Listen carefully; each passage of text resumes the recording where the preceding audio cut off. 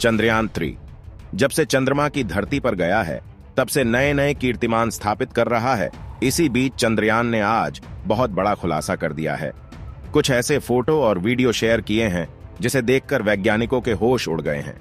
दोस्तों, चंद्रयान को चंद्रमा पर गए 10 दिन हो चुके हैं और इन 10 दिनों में चंद्रयान ने कई रहस्यमयी खुलासे कर दिए हैं जिसे आज तक अमेरिका और चीन भी नहीं कर पाए थे। दोस्तों, आज हम लोग उन सभी चौंकाने वाले फोटो और वीडियो को देखने वाले हैं जिसे प्रज्ञान रोवर ने अपने कैमरे में कैद कर रखा है। लेकिन उससे पहले अगर आप भी अपने इसरो के वैज्ञानिकों को सपोर्ट करते हैं तो वीडियो को लाइक कर दीजिए और कमेंट में जय हिंद लिख दीजिए। चंद्रयान-1 मिशन के सफल होने के बाद इसरो के वैज्ञानिकों को चंद्रयान-2 मिशन से बहुत उम्मीद थी, लेकिन सॉफ्ट लैंडिंग ना होने के चलते चंद्रयान-2 मिशन फेल हो गया और इसी के साथ इसरो के वैज्ञानिकों की उम्मीदें भी टूट गईं। हमारे इसरो के वैज्ञानिक उस दिन काफी निराश थे। उनकी आंखों में आंसू थे। पूरा देश मानो शोक में डूबा था।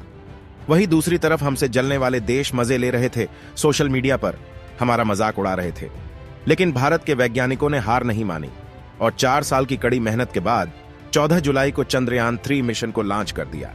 40 दिन के लंबे सफर के बाद चंद्रयान-3 23 अगस्त को चंद्रमा की धरती पर सफलतापूर्वक लैंड करके इतिहास रच दिया। भारत चंद्रमा पर सफलतापूर्वक लैंड करने वाला चौथा देश बन गया और चंद्रमा के साउथ पोल पर जाने वाला दुनिया का पहला देश बन गया। चंद्रमा की धरती पर सफलतापूर्वक लैंड होने के 4 घंटे बाद प्रज्ञान रोवर विक्रम लैंडर से बाहर निकलता है। प्रज्ञान रोवर की ये शानदार एंट्री देखकर हम सभी भारतीयों का सीना गर्व से चौड़ा हो गया था। प्रज्ञान रोवर तब से लेकर आज तक लगातार चंद्रमा के रहस्यों से पर्दा उठाने में लगा है और कई खोजों को अंजाम भी दे चुका है। आज जानेंगे कि प्रज्ञान रोवर को अभी तक चंद्रमा पर क्या क्या मिला है। चंद्रमा पर रोवर को पानी मिला कि नहीं? क्या चंद्रमा पर बर्फ की चट्टान है? चंद्रमा पर रोवर को एलियन दिखा कि नहीं? और क्या चंद्रमा पर रोवर को खजाना मिल गया है? आज इस वीडियो में इन्हीं सब सवालों का जवाब ढूंढेंगे और साथ ही यह भी जानेंगे कि हमारा प्रज्ञान रोवर अभी चंद्रमा पर कहां है और क्या कर रहा है। अगर अभी तक आपने चैनल को सब्सक्राइब नहीं किया है तो सब्सक्राइब कर लीजिए। विक्रम लैंडर से बाहर निकालने के बाद सबसे पहले प्रज्ञान रोवर अपने नेविगेशन कैमरे में चंद्रमा की कई फोटो कैप्चर करता है। इस फोटो में आप चंद्रमा की बंजर जमीन को देख सकते हैं। इसके बाद विक्रम लैंडर ने एक वीडियो शेयर किया जिसमें प्रज्ञान रोवर चंद्रमा की धरती पर टर्न लेता हुआ दिखाई दे रहा है। अगले दिन लैंडर ने एक बड़ी खोज को अंजाम देते हुए चंद्रमा की सतह का टेम्परेचर बता दिया। विक्रम लैंडर में लगा CSTE पेलोड अर्थात चंद्रा सरफेस थर्मोफिजिकल एक्सपेरिमेंट की सहायता से चंद्रमा के 10 सेंटीमीटर की गहराई तक तापमान मापा गया। चंद्रमा की सतह से अलग अलग गहराई पर तापमान का पता लगाया है, जिसे आप इस ग्राफ को देखकर समझ सकते हैं। जैसे जैसे गहराई बढ़ रही थी तापमान घटता जा रहा था, अर्थात चंद्रमा की सतह पर तापमान ज्यादा है।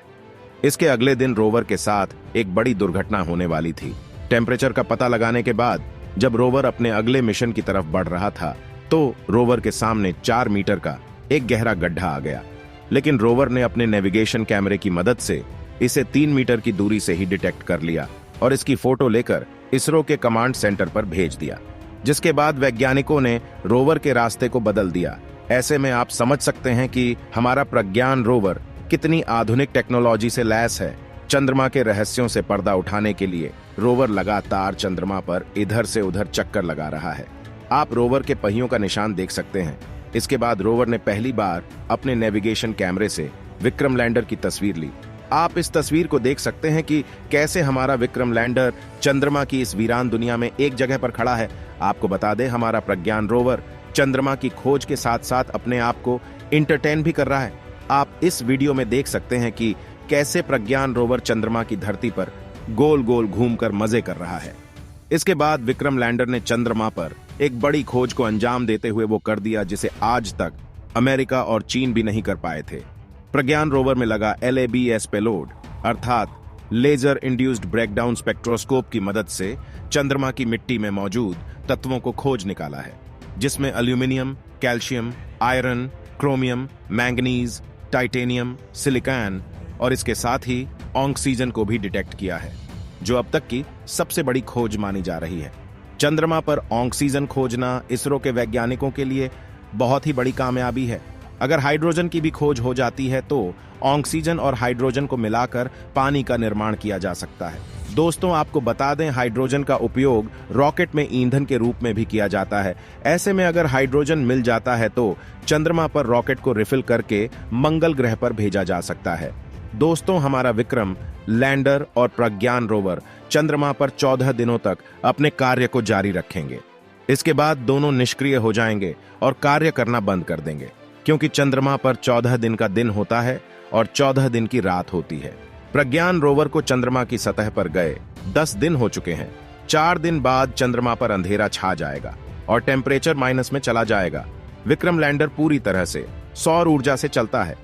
ऐसे में जब सूर्य की किरणें रोवर के सोलर पैनल पर नहीं पड़ेगी तो रोवर कार्य करना बंद कर देगा और धरती से इनका कनेक्शन कट जाएगा।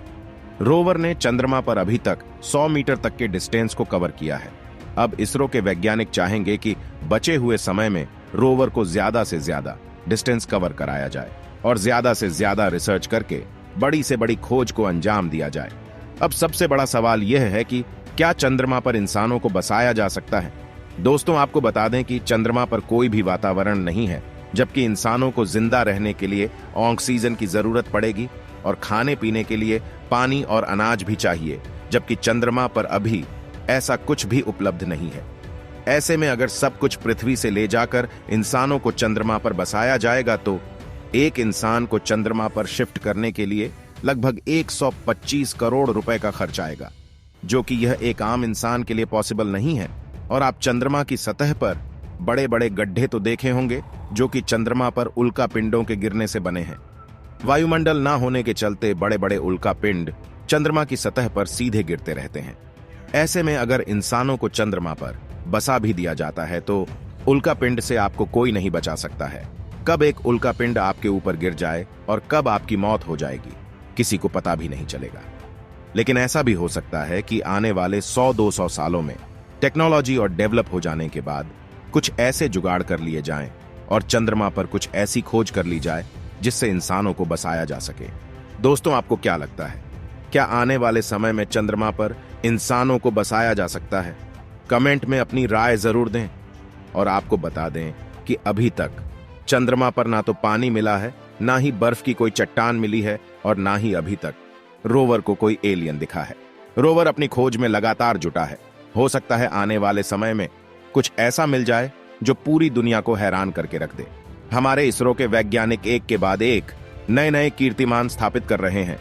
चंद्रमा पर सफलतापूर्वक लैंडिंग करने के बाद आज हमारे इसरो के वैज्ञानिकों ने अपने सूर्य मिशन आदित्य L1 को भी सफलतापूर्वक लॉन्च कर दिया है, जो धरती से 15 लाख किलोमीटर की दूरी को तय करके सूर्य के करीब जाएगा और सूर्य का अध्ययन करेगा। सूर्य को 15 लाख किलोमीटर की दूरी तय करने में 4 महीने का समय लगेगा। पृथ्वी से सूर्य की दूरी लगभग 15 करोड़ किलोमीटर है, जबकि हमारा सूर्ययान सिर्फ 15 लाख किलोमीटर तक ही जाएगा।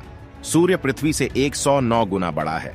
सूर्य में हमारे पृथ्वी जैसे 13,000 ग्रह समा सकते हैं।